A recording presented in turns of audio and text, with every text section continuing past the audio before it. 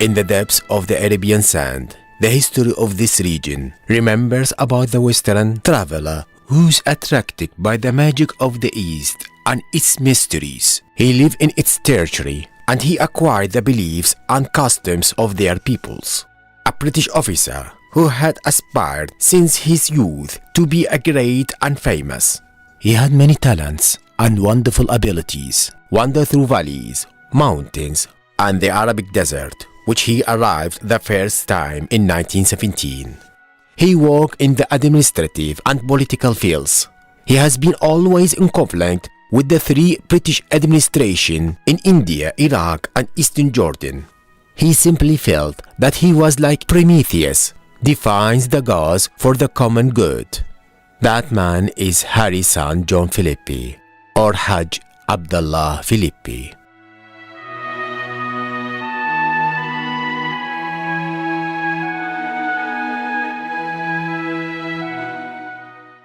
On 3rd of April 1885, Harry's son John Philby was born from the two British parents in one of the tea plantations in Ceylon Island, now Sri Lanka. He belongs to a conservative English family in her Orthodox Christian religion. His father Monty Harry went to Ceylon Island in the 1870s to find a work.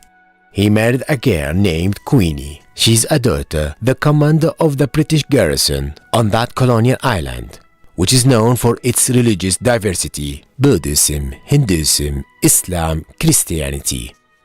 His father was steeped in his lust and many debts. His mother had to return to England in 1891 to raise her children there. When Philby joined the school, he known for his activity when he won all the prize in the competition in where he competed. In his last year, he became a leader of the students. He was educated at Westminster College, then at Trinity College in Cambridge, where he studied Oriental languages at the hands of Orientalist Edward Brown. Philby was influenced to his teacher Edward. He described him as the most inspiring teacher I've met in my life, a fickle opponent to the fullest extent, but fiercely enthusiastic, rich in culture and science, to the point where one gains the passion to know the East and its peoples. In his youth, Philby's ideas began moving towards the socialism and intellectual liberalism. Throughout his years in college, he hid his radicalism. He was later joined to a group of Fabians. I was born a Christian and a conservative, but actually my life in Ceylon was not affected by these considerations. However, my nanny insisted on our religious upbringing, and I was certainly a Christian and a conservative.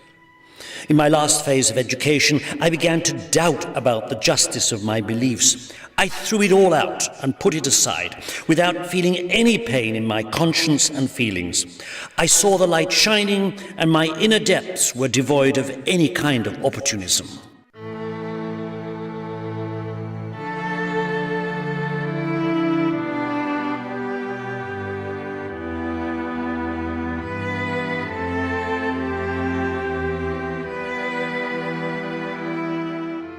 He joined to the service of the British Indian government, ICS. He was promoted to different administrative positions, moving from place to place. In 1908, he was sent to Pakistan in Lahore city, when he learned Urdu, Punjabi, Baluchi, and Persian languages. Philby talked about this period in his memoirs. I may have been the first socialist to enter the Indian civil service, and I think I horrified most of my friends by announcing from the beginning that I am committed to Indian independence. He has been described by the administration there as a person with the radical communist enthusiast. His first act of rebellion was his marriage to Dora Johnson, the daughter of a small British employee, in September 1910.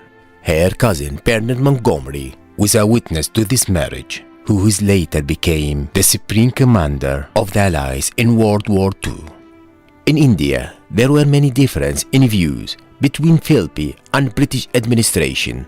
He has received many criticisms from his managers for his call for India independence and he was refused to obey the laws issues from British Deputy Governor Sir Louis William Dame.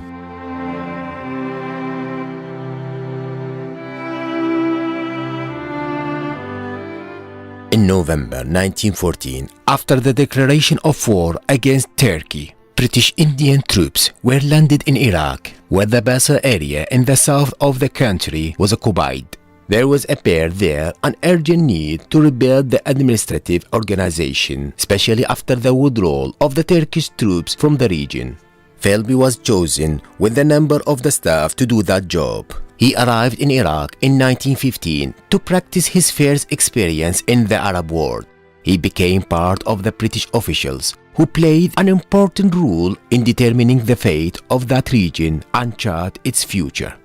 Philby was sent by Percy Cox, the British High Representative in Iraq, to Baghdad in the position of the Director of the Financial Department of the British administration, and to oversee the publication of the newspaper in favor of the British propaganda.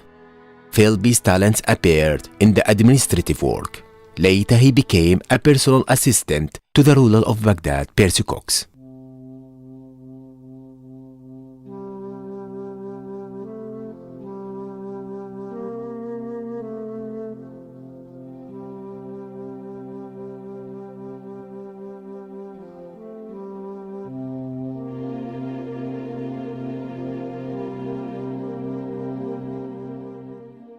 In November 1917, in the Arabian Peninsula, with the development of the conflict in the region between Sharif Hussein, the governor of Mecca, and Abdulaziz Al Saud, Sheikh of the Wahhabi tribe, the British government decided to send Philby in the Arabian Peninsula at the head of a mission to Ibn Saud, the name used by Abdulaziz Al Saud, in order to find a solution in that dispute. In his book, The Heart of Arabia, Philby describes his first meeting with Abdulaziz Al Saud with the presence of his old father, Abdurrahman, when he says, "During the discussions, I noticed someone else in the tent. When we entered behind one of the pillars, a tall man wearing a white dress with a brown cloak. His facial features have a manliness, but in the presence of his father, he is only the obedient boy. This was the Ibn Saud himself, ruler of Najd, as he was called then, and before he inherited the titles like Sultan or King." At that time, the First World War was practically over for Britain and the Allies. Philby returned to Iraq. There have been differences between him and Sir Arnold Tobel Wilson, the British Civil Commissioner in Baghdad, who wanted to consolidate British rule in Iraq, while Philby believes that the Iraqi people should be given the right to self-determination. The dispute led him to travel to London, but in 1920 the conditions worse in Iraq, where the tribal rebellion against the British occupation took place. Philby was called back to Iraq to take the post of advisor to the Minister of the Interior in Baghdad. Then he called for the free elections in the country and the Republican system. When Britain was nominated for Faisal ibn Hussein to be king of Iraq, Philby's service had been terminated in the country. He went to Iran on vocation compulsory. In November 1921, Philby went to Amman to replace Thomas Edward Lawrence as a British representative in the Emirate of the Eastern Jordan, which was led by Abdullah ibn Sharif Hussein. But the relationship soon became strained between him and British High Commissioner in Palestine, Herbert Samuel. This is because of interventions of Herbert Samuel in the financial and political affairs of the Emirate. This led Philby to resignation from his work, and then he returned to London, where he wrote articles and delivered speeches criticizing Britain's policy towards the Arabs.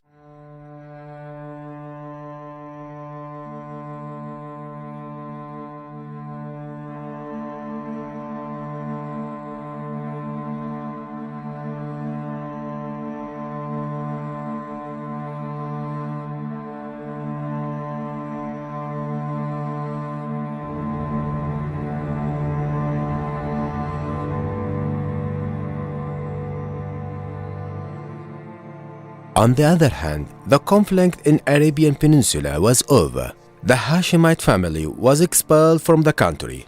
Ibn Saud was able to unite the area.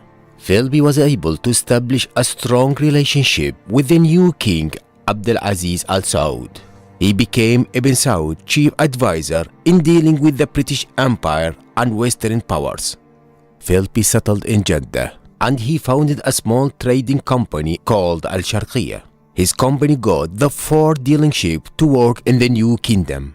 He also contributed to the introduction of radios and telephones.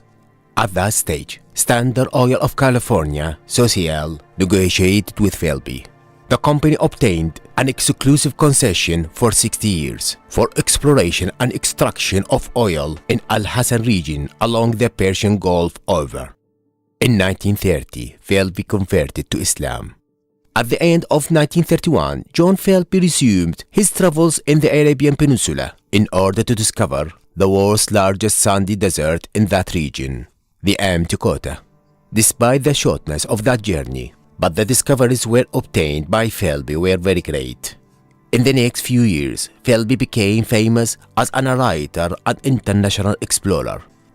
When the Second World War began, he was convinced that Britain would lose the war to stand against Hitler. He have mentioned in several comments that he expects the loss of France, Britain's ally, of this war also.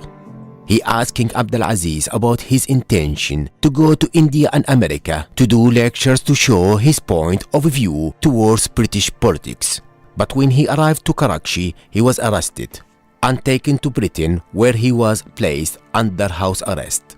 7 months later, he was released for lack of evidence against him.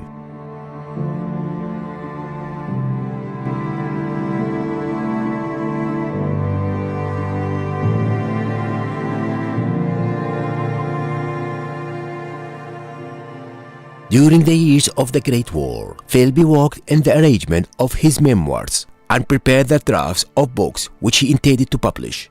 He published his book, A Pilgrim in Arabia, in 1943.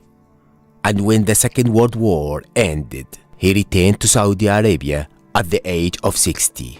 He made several exploratory trips to the Arabian desert. His book, The Background of Islam, was an explanatory of Arab history in pre-Islamic times, is based on thousands of ancient manuscripts which he saw while his touring in the Arabian Peninsula. I intend to work on a new theory based on clarifying the roots of the Phoenician and Hebrew peoples. However, the most important study I have done is my attempt to reconcile what is stated in the Torah and what is found in the manuscripts from the life of Abraham the prophet.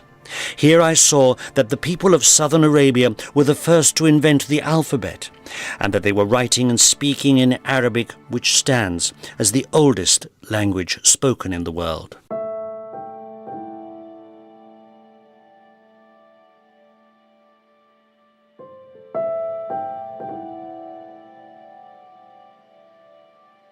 After the death of King Abdulaziz in 1953, he criticized his successor, King Saud, son of Abdulaziz, because of extravagance of the royal family and its corruption, which made King Saud feel insulted. He was expelled to Lebanon in April 1955. In exile, he wrote 40 Years in the Wilderness. In his book, Philby explained his views opposing the way the royal family ruled in Saudi Arabia. In the same period, his wife Dura died in London. After that, his problem with the Saudi king was resolved through the mediation of some ruling figures. In 1960, on a visit to his son Kim in Beirut, Philby suddenly became ill and was rushed to hospital. Then he died there. He is buried in the Muslim cemetery in the Pastor district of Beirut. His tombstone reads, Greatest of Arabian Explorers.